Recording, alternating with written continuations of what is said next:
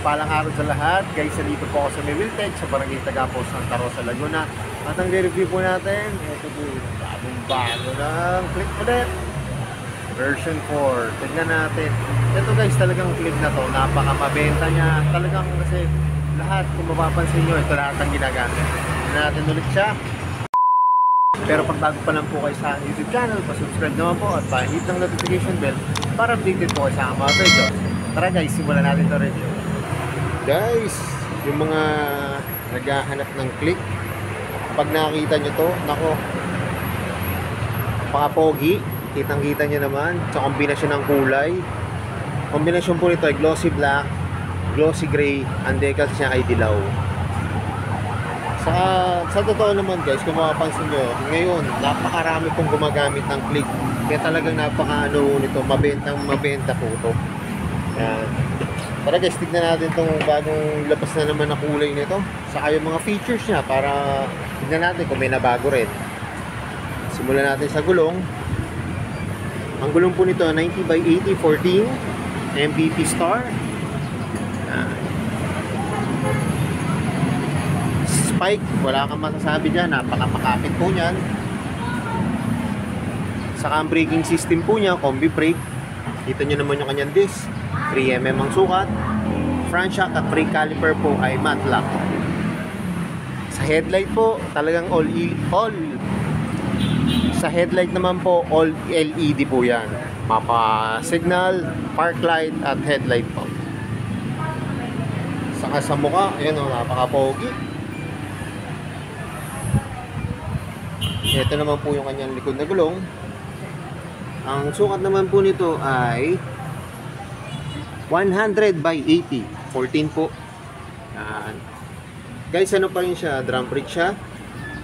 Ito po yung kanyang crankcase, wala pong kickstart. Tapakan ng angkasan. Yan, ganda po. Yung kanyang rear shock po ay glossy na black.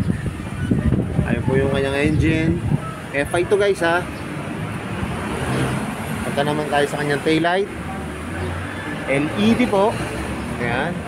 Kabilang signal light, LED na rin. Ito po, may reflector siya. May decals na Honda. Sa muffler po. Ayan. Pogi pa rin po. Tapos yung tip niya ay glossy na gray. Ayan. Saka may maliit po siyang mudguard. Sa decals, wala kang masabi. Napaka-pogi, napaka-simple lang. Ayan. Nakalagay po, click, liquid cool. Yung kanyang grab bar, matte black. Ito naman po yung kanyang upuan. Yan, maganda po yung upuan nito guys. Oh. Talagang dun sa Honda. Ito po ay makapit. Yan, tignan natin. Makapit po yan. Saka ano na po siya. Naka camelback na design. Saka flat seat po siya. Pero dun sa driver seat po, makapal po yung ano niya po. Sa U-Box, napakalaki po ng U-Box ito. Yan guys, oh. Pero ano, ang tingin ko kasya po dito half face. Tapos yung iba pong full face, kakasya po dito guys. Saka ang dami yung pwedeng lagay na tools. Saka wallet, cellphone. Yan, pwede po bottled water. Ito po yung kanyang gas tank. Yan, may bearings po para iwas gas. Gas cover. May hook po siya. Yan, para pag may binili kayo o helmet, pwede nyo po isabit yan. Yung material na ginamit sa upuan, black. Sa footboard, wala naman kayong ano dito kasi spacious po siya.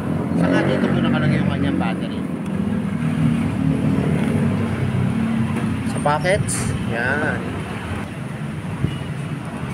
Ayan guys, oh. May USB port yan, kaya pwede kayo mag-charge ng phone nyo. Saka malalim po. Ayan, malalim po ng pocket. Kasyang-kasya po dito ang mga malalaking cellphone. Pwede nyo naka-charge siya, tapos nasa loob po siya. Yan o. Malalim po.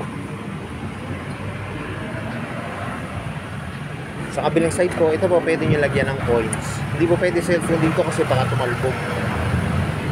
May hook po siya rito para sa helmet o kaya pinamili nyo, pwede nyo pa rin po isabit dyan. Sa kanyang susian naman po, yan, ganda po ng susian nito. Yung shutter lock, tapos yung seat niya, dito nyo na lang pipindutin para mag-open. Sa susi, yan, ganda po. Tapos may Yung gray po na Honda. Sa kanya manubela po, yan po yung mga function niya, high and low, busina, signal, tapos may ano po siya, special feature po siya pagka binrake nyo. Pwede po siya malang. Pagka i-release nyo naman po, ganyan lang po. Yan. Sa kabilang side, ito po yung sa kabilang side, ito naman po yung electric start, throttle, brake lever. Guys, wala po siyang kickstart ha. Yan. Saka digital gauge panel na po to. Dito po yung ano niya, select tapos yung set nyo. Saka sa kanyang side mirror. Ayan, napakaganda po ng design. Nakikita nyo naman. Pogi. Kitang-kita nyo yan. Yung iba po, naglalagay pa po dito ng bilog para mas dagdag po kasi yun sa vision nyo para yung mga sasakyan po, mas madali nyo makikita na malapitan. Ayan. So yun guys, sasakyan ko na itong bagong-bagong kulay ng Honda Click. Ito po ay version 2025 na po version 4, year 2025 po.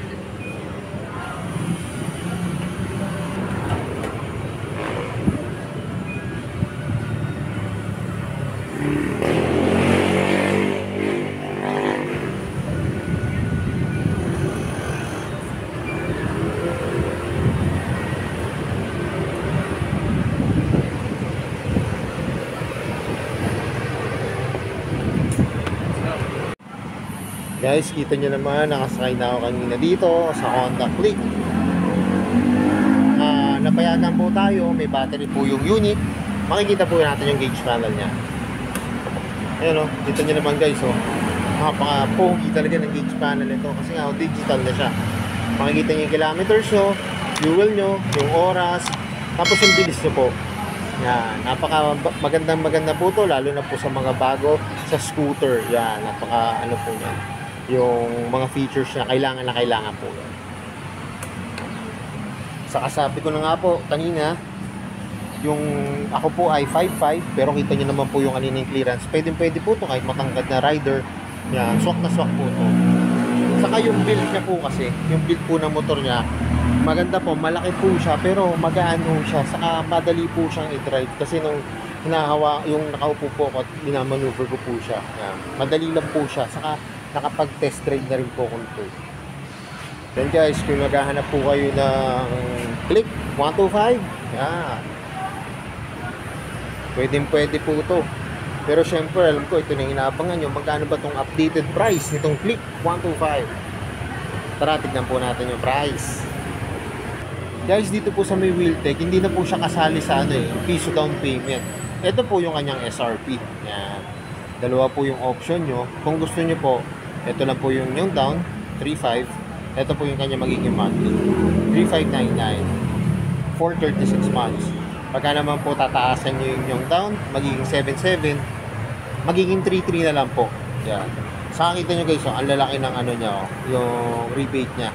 Depende po sa usapan nyo dito. For 36 months din po yan. Ayun guys, kinagana po kayo ng ganitong kulay. Yan, available po ngayon ito dito sa Wheeltech. Yan, tatlo po, apat siya. Yan, apat po ang available nila. Pati po yung review natin. Yan. Pero kung gusto niyo naman po na ibang kulay, pwede naman po kayo mag-order dito. Yan, i-assist po agad nila kayo. Saka guys, mas maganda kung makikita nyo ng actual unit. Yan, mas ma-appreciate ko po siya. So yun guys, hanggang dito na lang. Magbago lang po kayo sa aking YouTube channel. Subscribe naman po. At pahit ng notification bell para updated po kayo sa aking mga videos. At salamat nga po pala dito sa may Wheeltech, dito po sa may Barangay Tagapo, Santa Rosa, Laguna, at nare-review ko po yung mga motor. More says to come, andyan na lagi ko sinasabi. Ingat mo palagi, ride safe always, and God bless po. Palike and share na rin po ng aking mga videos, at lagi natin tatandaan, mahal tayo ng Diyos. Bye-bye!